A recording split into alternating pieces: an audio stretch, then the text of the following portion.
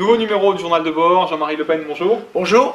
Et François Hollande serait un mauvais président qui ne plaît pas aux Français, selon plusieurs études d'opinion publiées récemment. Dans ce contexte, le chef de l'État était jeudi soir à la télévision. Est-ce que vous l'avez regardé? Qu'en avez-vous pensé? Écoutez, c'est l'homme de son nom. La Hollande, c'est le plat pays. Et le président, c'est le plat président. Il est venu déguisé comment dit-on, en plombier français. Il lui manquait la grapette et le foulard rouge. Ça aurait fait un peu socialiste, quand même un peu. Mais avec sa boîte à outils.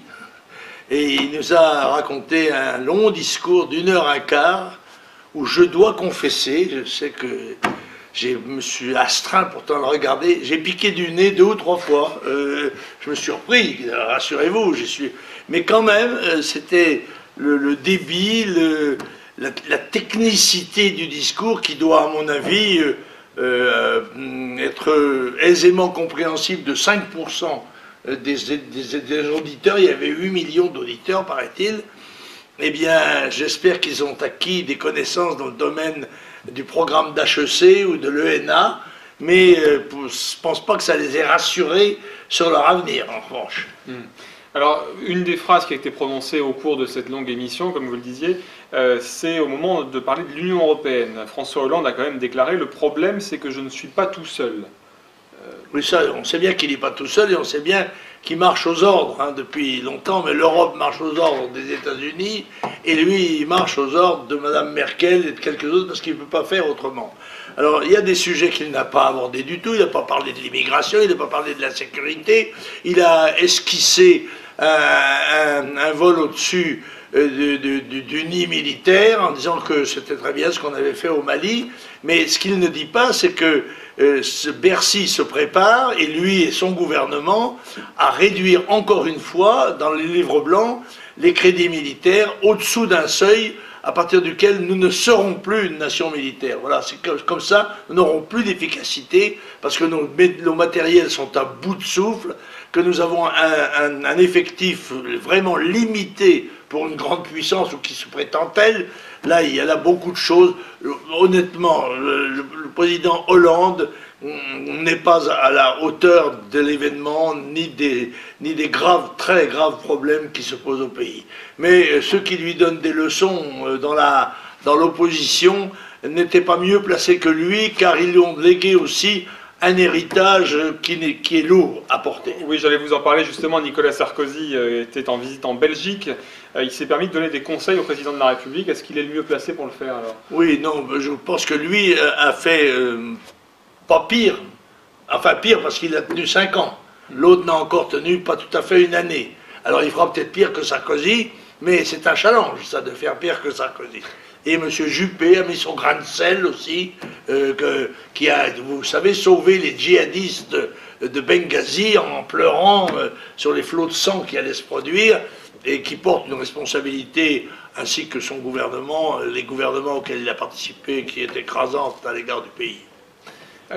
Sur Nicolas Sarkozy et sur François Hollande, est-ce que vous avez trouvé une différence de style? Est-ce que l'un était plus agréable à regarder que l'autre? Ah oui, non, il faut être juste là. Objectivement, c'est sûr que Sarkozy a plus de talent d'exposition, plus de dynamisme aussi. C'est un meilleur comédien. D'accord, mais sur le fond, voilà, vous disiez, c'est pas... Sur le fond, ils ont été complices dans tout ce qu'ils ont fait. Alors, on l'a vu aussi, pendant ce temps-là, le chômage continue d'augmenter et le pouvoir d'achat de baisser dans le pays. Oui, mais enfin, nous avons analysé les raisons pour lesquelles l'économie française allait continuer progressivement à se réduire et le pays à se désindustrialiser. Par conséquent, les entreprises soit à déposer le bilan, soit à se délocaliser. Par conséquent, il y aura de plus en plus de chômeurs. Voilà, c'est comme ça. Si on ne change pas fondamentalement les choses, et en particulier l'appartenance à l'Union soviétique européenne.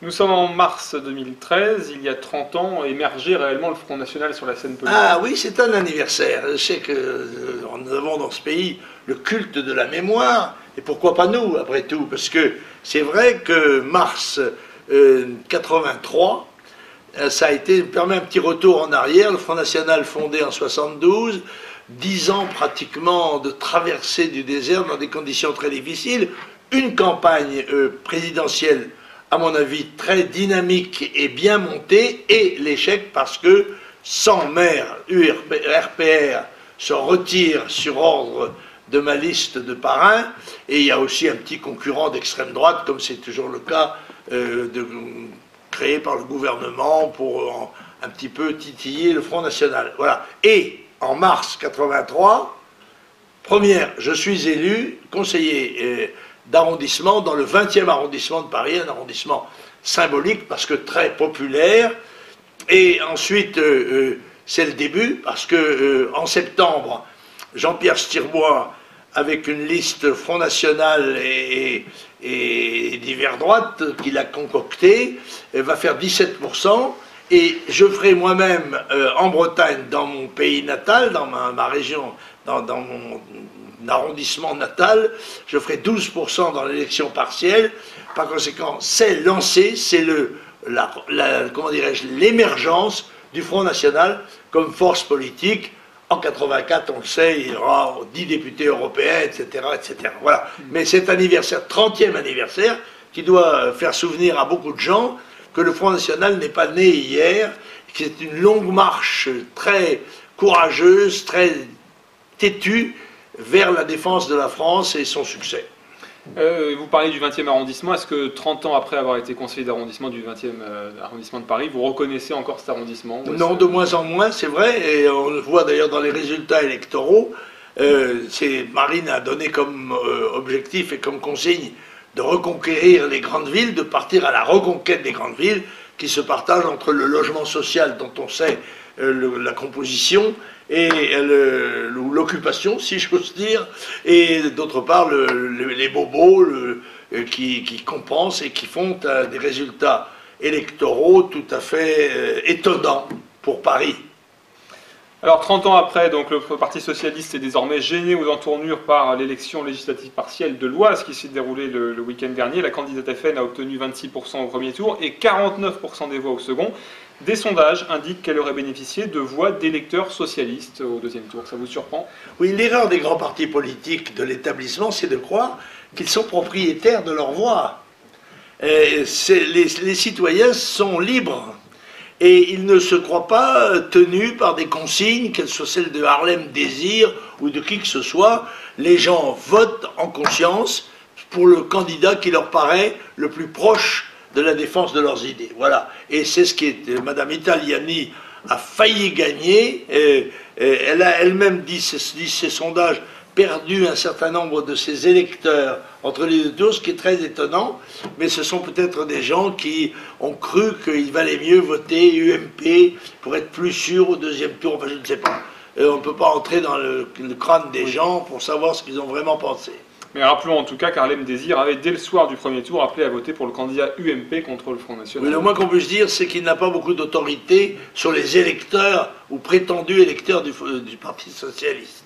Et aujourd'hui, l'UMP dit « Ah, le Front National reçoit des voix socialistes, ce n'est pas gênant. » Ce sont des voix françaises. Nous, qu'importe leur dilection politique, l'essentiel c'est qu'ils se rendent compte que le Front National, le candidat du Front National est le candidat de la sauvegarde française. Alors PS comme UMP sont gênés par le Front National en France. En Grande-Bretagne, en revanche, le gouvernement reprend partiellement à son compte certaines propositions du Front National. David Cameron a ainsi annoncé la mise en place de restrictions aux droits des immigrés en matière d'aide au logement, d'indemnité de chômage et d'accès au système de santé. Et quand il est midi à Londres, il n'est pas étonnant d'entendre sonner la cloche de Westminster.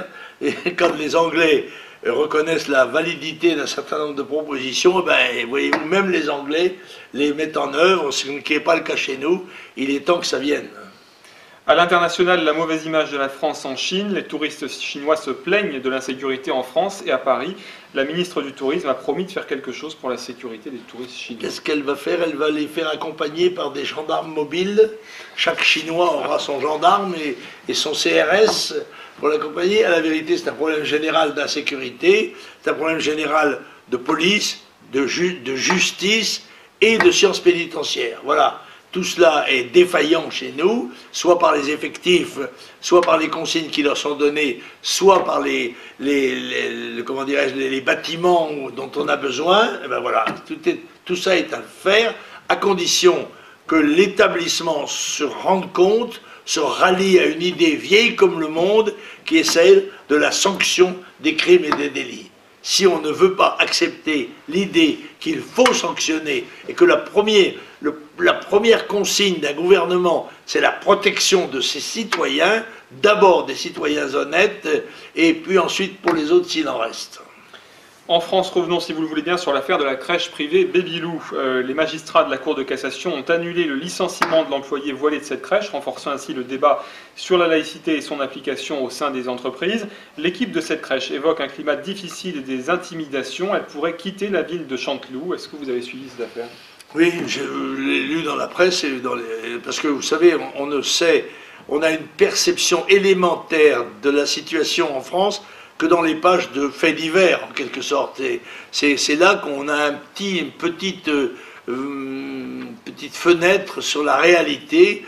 Eh bien, là, le cas est navrant. La Cour de cassation, qui devrait d'ailleurs ne juger qu'en droit, juge maintenant en fait, et le choix politicien d'un certain nombre de hauts magistrats les a portés à cette provocation qui justifie, à mon avis, une loi. Si le législateur, tout de même, en principe, la Cour de cassation doit s'incliner devant la loi. Alors ici, il faut faire une loi pour interdire le port du voile dans les services des enfants. Ben, faisons-la, puis c'est clair. Et toujours sur le même sujet, on a appris aujourd'hui que la RATP venait de publier un guide interne de la laïcité, dont je vous propose 3 extraits. Un employé qui serre la main d'un autre employé se doit de dire bonjour au reste de ses collègues. Un employé n'a pas le droit de prier dans un bus ou une rame de métro. Un agent qui refuse de secourir une personne parce qu'elle serait du sexe opposé ou d'une autre religion sera sévèrement sanctionné. Sans commentaire. On passe à un autre sujet. Laurence Parisot ne sera pas une 3e fois présidente du MEDEF. Est-ce que vous la regretterez? Ah, écoutez, ça, certainement pas, pour des raisons qui sont à la fois éthiques, esthétiques et politiques. Vous me permettrez de ne pas entrer dans le détail. Non, ça ira. La réforme des modes de scrutin a été discutée cette semaine à l'Assemblée nationale. Le Parti socialiste ne veut pas d'une circonscription unique aux élections européennes. Il refuse également la proportionnelle aux élections cantonales et va instituer donc le binôme homme-femme aux élections départementales. Oui, tout ça est d'une simplicité mexicaine. Hein, ça, je dois dire que la boîte à outils, là, la clé à molette, le marteau, le ciseau, enfin tout ça, le plombier a du travail, là. Et ça repose sur quoi, selon vous? La question est sûrement naïve, mais le fait que les élections européennes ne soient plus à une circonscription unique, ça fait gagner qui? Ça, je crois que c'est politique. Je crois que c'est européiste dans la philosophie, puisque la liste était nationale, et que, aussi bien d'ailleurs l'UMP que le PS, c'est l'ineffable M. Raffarin, qui avait été le créateur de cette initiative, et ils ne veulent pas de la liste nationale, et ils prétendent régionaliser les élections, soi-disant, alors là c'est un gag, pour rapprocher l'élu de l'électeur. Moi par exemple, je suis l'élu d'une circonscription qui va de Bonifacio au sud de la Corse à Bourg-en-Bresse au nord de Lyon. Vous voyez, c'est vous dire, j'ai pas beaucoup de facilité pour rencontrer mes électeurs. Oui, donc mais bon. Je serai candidat quand même. Tout à fait, vous l'avez redit en Saône-et-Loire, et ça a d'ailleurs fait l'objet d'une dépêche AFP. Alors, Le coup monté, c'est le titre d'un livre sorti cette semaine. Il revient sur le gag de l'élection à la présidence de l'UMP, et le sénateur Patrice Gélard, qui était chargé de superviser cette élection, vise Jean-François Copé et son clan. Selon lui, l'oubli de 3 fédérations d'outre-mer dans le calcul des résultats de l'élection serait intentionnel. Ah, il n'y a pas de combat plus fratricide, si j'ose dire, que ceux de la famille. Et peut-être grâce à ça, comme dans les divorces, on saura beaucoup de choses. Vous savez que le fisc tire une grande partie de ces informations de l'époux qui veut divorcer. Ouais. Et donc vous allez suivre avec grand intérêt la nouvelle élection à la présidence de l'UMP Ah oui, c'est passionnant, ça. C'est comment dirais-je, une comédie dont je connais les ressorts d'ailleurs, en général, mais pas toujours les personnages. Bon, vous êtes venu avec un livre. Ah, C'est pas un livre que j'ai lu, c'est un livre que j'ai relu. C'est un livre, comment dirais-je, prémonitoire, car il est écrit en 2000 par M. Guillaume Fay. Ça s'appelle « La colonisation de l'Europe ».